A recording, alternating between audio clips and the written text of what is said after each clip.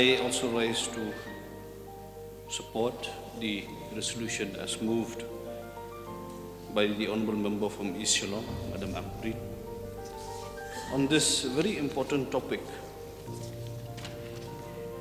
where as a state, I think it is time that we have a relook on where we stand in the eyes of the Constitution of this great nation. So as Providence would have it, today is 11 September 2019. Exactly on 11 September 1968, the Government of India announced a scheme for constituting an autonomous state within the state of Assam, that is the state of Meghalaya.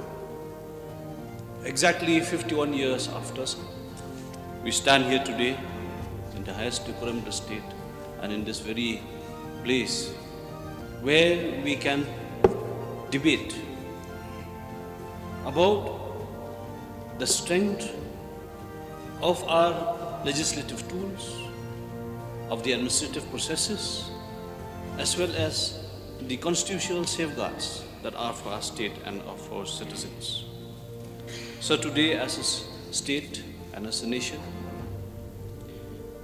we are at this very important juncture in time where as a country we are witnessing parliamentary practices that defy convention as laid down in the Constitution.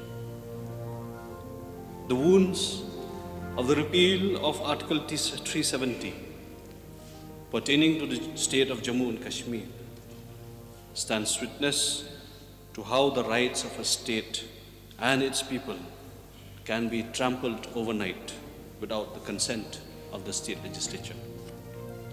Therefore, sir, this resolution has been appropriately tabled in order to initiate a healthy discussion on the constitutional provisions that can protect our state after witnessing the high-handedness of the Union government and the impending laws that would befall on our state, sir.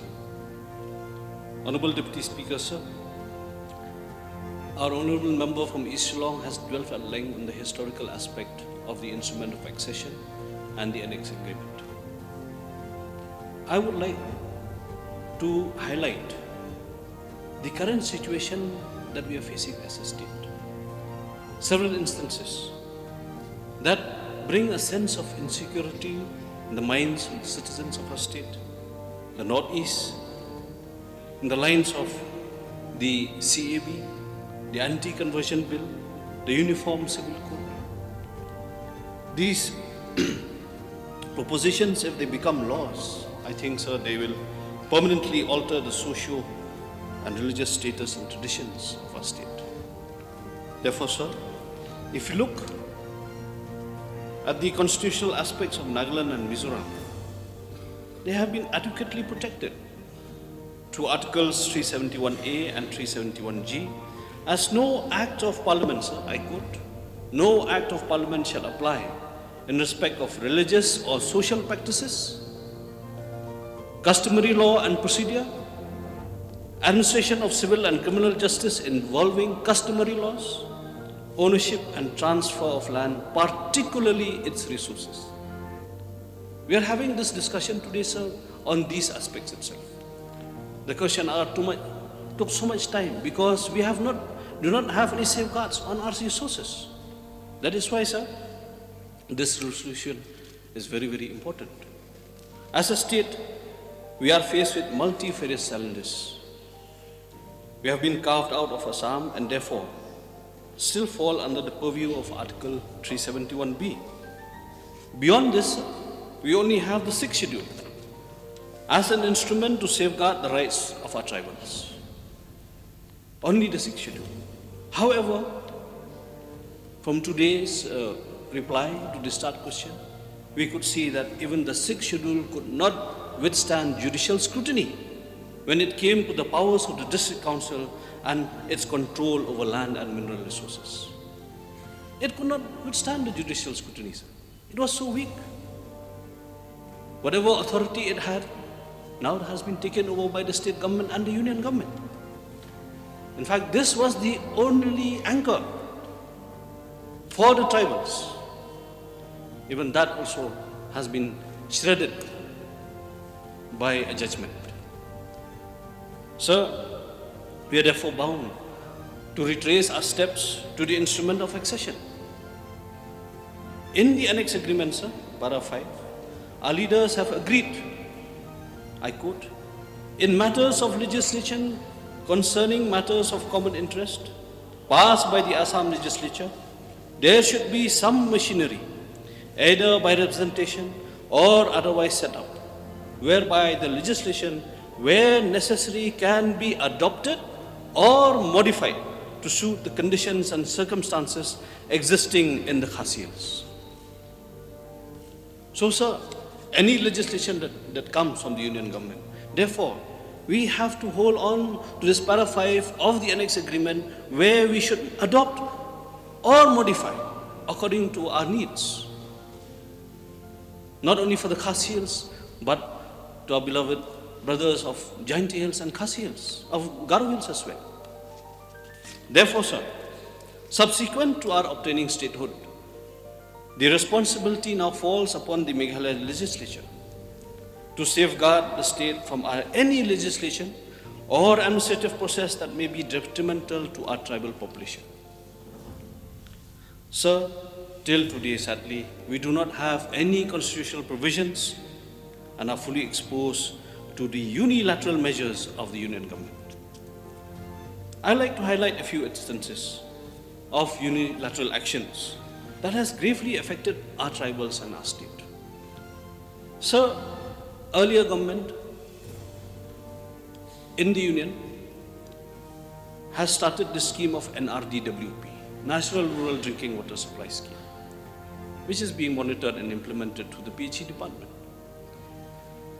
So they have abruptly recalled the maintenance charges under the scheme. Now, sir, this abrupt withdrawal of support for rural water supply schemes has demolished our entire village water supply systems.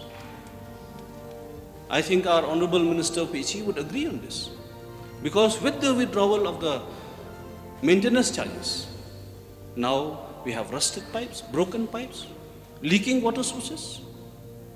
Now we don't have any other source to maintain these water supply systems. And sir, for the information of the House, public health is a state subject. It is not a union subject, sir. How dare did they withdraw these maintenance charges without taking the state on board? This was done recently. How can they take such decisions, being a state subject? Coming to education, sir, we have been informed that the state government has reduced the financial support for SSA teacher salary, and the state is running about 600 crores short. Sir, it is a constitutional obligation of the Union government to provide us with resources. We should not go there with a begging bowl. It is our right. But then, sir, education is also a state subject, a concurrent subject. The state should have an equal role to play. But then here also, sir, our rights have been trampled. I would totally support the recall of Madam Ampreen regarding the proposal or the resolution taken up by this House last year on Khasi and Garo languages. What has happened? We are seeking recognition for our own language. It is not a foreign language. But then why is it taking them so much time? Why do we have to go through so much pain to get the recognition for our mother languages? So, coming back to articles of 371 pertaining to Nagaland and Mizoram, from the religious aspect, I bring to you today a very surprising letter. Recently, the Revenue Department of the Government of Meghalaya circulated a letter number RDS.55/2019/4 dated 28 August 2019, seeking information from our Deputy Commissioners on 4 points. Number 1, information about the number of religious places in the district. Number 2, the lands occupied by the religious places. Number 3, governing mechanisms that about income they get through donations. And number 4, sir, and the most startling kind of information that they are seeking, to file tax on the incomes they receive. So now our religious institutions are being questioned on the donations that they receive, and now do we have to file income tax on the donations of our religious institutions?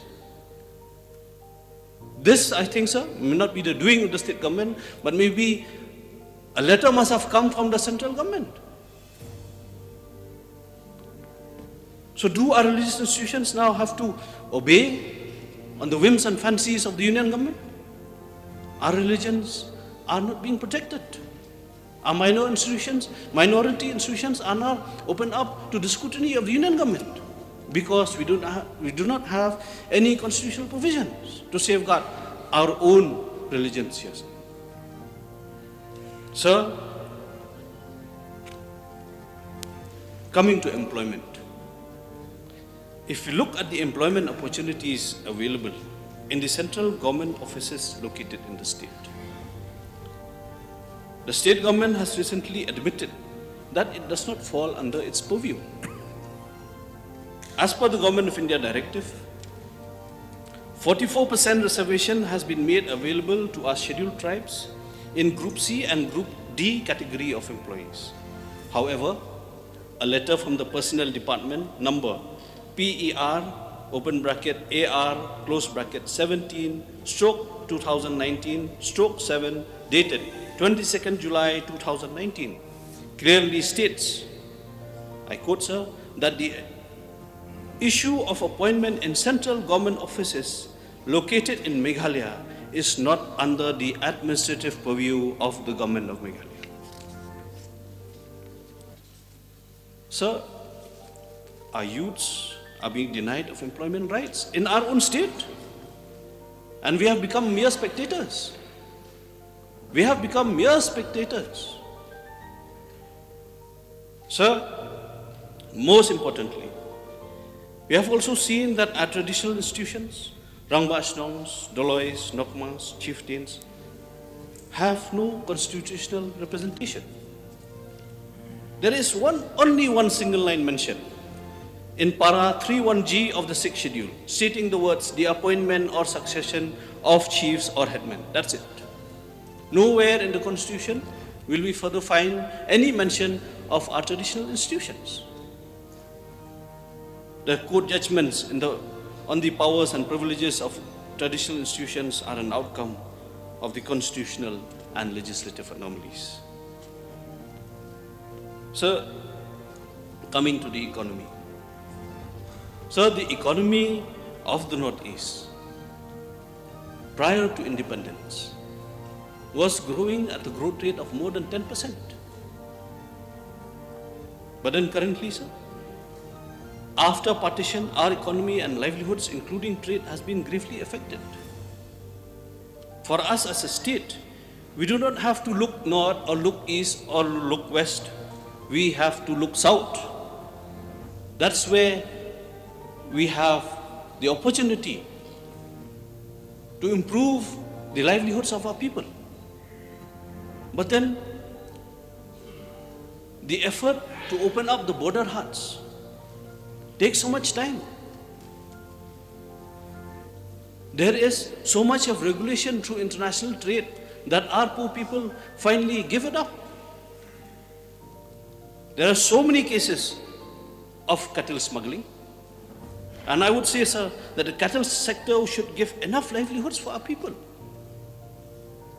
But then we are being subjugated to laws that force us to plunder our own valuable mineral resources instead. It is a very sad state, sir. So, we are now being confronted with challenges where the Government of India, when it comes to traditional institutions and the schemes that they have carved out for the nation. Abruptly, they withdraw their support, they withdraw recognition.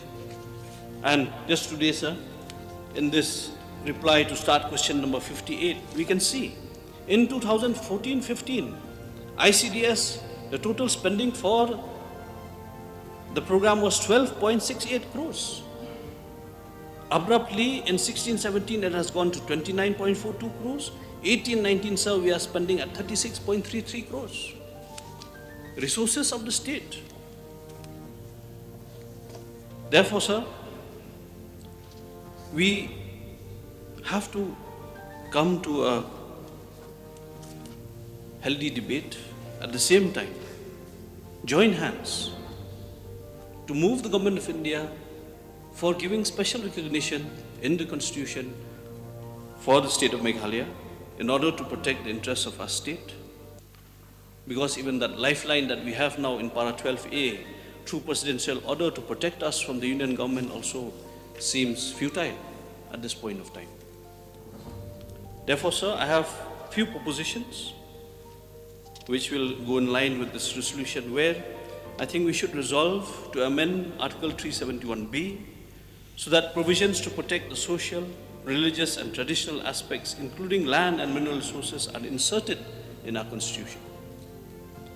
Number two, sir, it is time that we promulgate laws as per provisions laid down in the 5th schedule to regulate the land that has been allotted to military and paramilitary stations in the state, as they have not effectively utilized these large portions of land in their holdings.